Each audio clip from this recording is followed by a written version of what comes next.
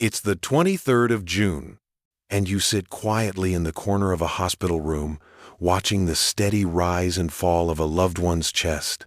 Every breath feels like a fragile thread connecting you both to this moment, a moment slipping through your fingers like grains of sand. Have you ever caught yourself wondering how someone so full of life could be fading before your eyes? How a smile that once lit up the room can now only whisper from the shadows? The fear that time is running out isn't just a thought, it's a quiet ache that settles deep in your bones. According to the National Hospice and Palliative Care Organization, nearly 90% of Americans will face the end of life either themselves or with a loved one. And yet, most feel unprepared for the emotional weight that comes with watching someone slip away. If you're here today, it means you know this pain intimately. You've felt the helplessness, the sorrow, and the silent prayers that escape your lips when no one else is listening. But here's something that might surprise you. Heaven is closer than you think. Closer than the machines beeping. Closer than the quiet footsteps in the hallway. In this story, you will meet James, a man from Ohio, whose journey through his wife's illness teaches us that even in the darkest valleys, hope is never far. James's story is heavy, but it's filled with light proof that even as we face loss, heaven's presence offers a peace that passes all understanding. James was a high school teacher known for his kindness and patience, living in a small town outside Columbus. When his wife, Grace, was diagnosed with early-stage dementia, the couple was shaken to their core. Grace, once vibrant and full of stories, began to retreat into silence. James found himself holding on to memories like lifeboats in a storm. Every lost word, every forgotten face chipped away at the life they built together. The house felt emptier, and James's heart heavier. This isn't just a story about illness, it's a story about love that refuses to give up. Imagine watching the one you love become a stranger in the room. It's like seeing a beautiful painting slowly fade, stroke by stroke, color by color. Yet James discovered something profound. Even when the body weakens and memories dissolve, something sacred remains. In a moment of desperation, James found himself at his church, kneeling before the altar, begging for peace. And in that quiet place, he found a promise written in Isaiah 41:10. "Do not fear, for I am with you. Do not be dismayed, for I am your God."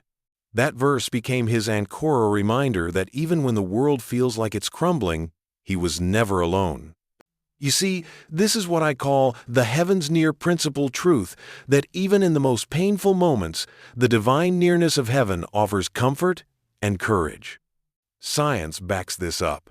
According to research published by the Journal of Palliative Medicine, patients and caregivers who experience a sense of spiritual presence report significantly lower levels of anxiety and depression.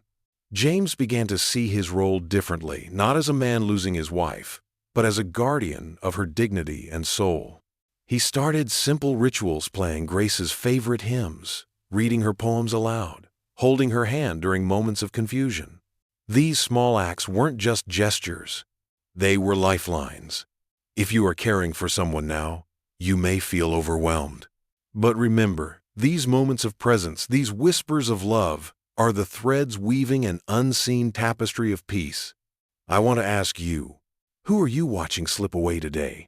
What silent prayers do you carry? The story isn't over, because heaven is closer than you think. James's days grew longer, filled with both hope and heartbreak. He faced moments when Grace's smile would return, bright and clear, lighting up the room like morning sun through the window. And other times, she would stare blankly, lost in a fog he could not reach. One afternoon, as James sat beside her, he recalled the phrase he had recently learned, the sacred pause. It's a simple yet powerful practice of stopping everything to just be fully present with the person you love, without trying to fix, explain, or rush. James realized that in these pauses, he was touching something eternal. Not just Grace's fading memories, but something deeper. A presence of love that transcended time and illness. This sacred pause became part of what I call the graceful presence system, a way to honor loved ones by giving them the gift of your undivided attention, creating moments of peace amid chaos. It's not easy. The weight of caregiving is heavy physically, emotionally, spiritually. According to the Family Caregiver Alliance, caregivers often experience high levels of stress, with over 40% reporting symptoms of depression. Many feel isolated, burdened, and unseen. But here's a powerful truth. You don't have to carry this alone. One evening, when Grace seemed particularly distant, James felt his own heart breaking in two. He wanted to run, to escape the pain. But instead, he reached out for support. He connected with a local support group for caregivers, where others shared stories just like his. He discovered he was not alone in this journey, and that sense of community gave him strength. There is also power in faith communities. James's church became a sanctuary, not just a building, but a family holding him up when his own legs felt weak. The prayers, the visits, the shared meals, they were tangible reminders that heaven's nearness is often delivered through the hands and hearts of others. But what about the moments when no one is there? When the house is silent and grief feels like a tidal wave? James found refuge in meditation and prayer, calling it the heaven whisper. In these quiet moments, he felt a divine comfort, as if heaven itself was speaking directly to his soul, reminding him he is never truly alone. I want you to ask yourself, when the world feels too heavy, where do you turn? Who do you lean on in your darkest hours? Because even in silence, heaven is closer than you think. Days blurred into weeks. James found himself caught between grief and gratitude. Grief for the wife who was slipping away, and gratitude for every fleeting moment still shared. He learned to listen to the soft sounds of breathing, to the gentle rhythm of a hand squeeze.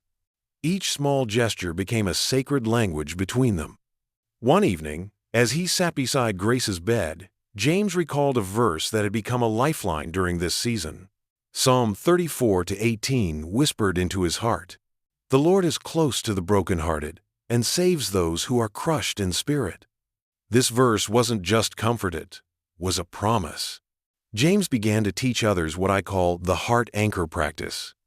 It's a daily reminder to anchor your soul in truth when emotions threaten to overwhelm you. The heart anchor practice is simple but powerful. Each morning, James would pause, breathe deeply, and repeat a verse or a comforting thought to steady his spirit. This small act gave him the strength to face whatever the day might bring. Science supports this approach. Research in the Journal of Behavioral Medicine finds that spiritual practices like meditation and prayer significantly reduce stress and improve emotional well-being in caregivers. But even with these tools, loneliness sometimes wrapped around James like a cold blanket.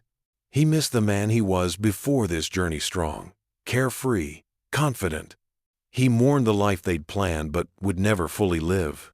Yet, through it all, James found that heaven's nearness was not just a distant hope, it was a present reality. In moments of despair, he felt a profound peace descend, as if the Archangel Michael himself was standing guard over his heart. This brings us to a powerful truth. Even when our human strength fails, the divine strength carries us through. James's story reminds us that no matter how dark the night, dawn is coming. And heaven is closer than we think. I want you to reflect now. What anchors your heart when grief threatens to pull you under? Where do you find peace when the weight feels unbearable? Because even in the darkest valleys, you are not alone. Time carried on, and James faced the inevitable with trembling hands and a hopeful heart. The day came when Grace's breaths grew shallow, and the gentle rise and fall he'd watched for months began to falter. Yet, in those final moments, something extraordinary unfolded. James sat beside her, holding her hand, and whispered stories of their life together, their first dance, the laughter of their children, the quiet mornings spent sipping coffee. Though Grace could no longer respond, James felt a sacred presence fill the room. It was as if heaven itself had drawn near. That presence is what I call the sacred nearness. It's a divine closeness that surpasses all understanding, filling the spaces where words fail.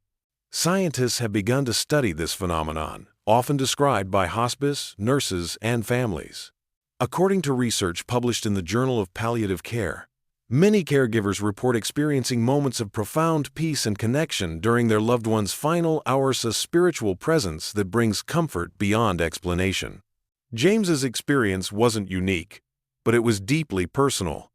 He understood then that though the body weakens and the mind fades, love remains an unbreakable bond bridging earth and heaven.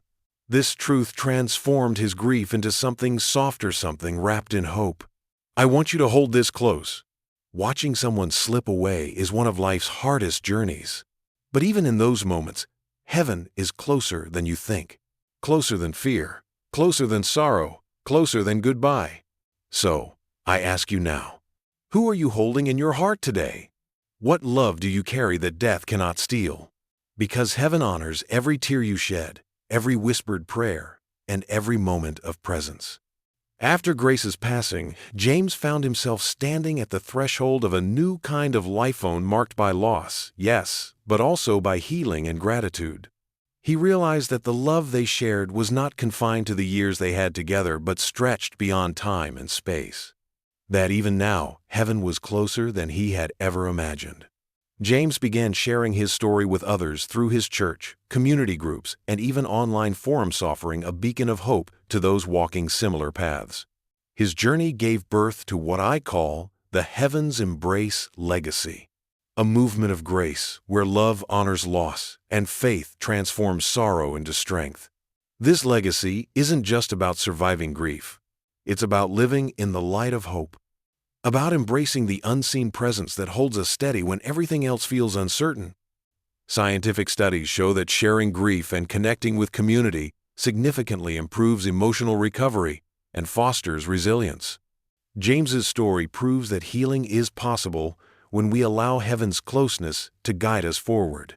Now I want to ask you from my heart, who needs to hear your story today?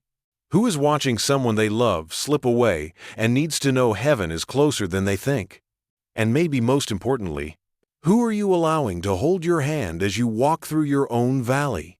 Because today, the 23rd of June, if you are watching someone slip away, know this: you are not alone.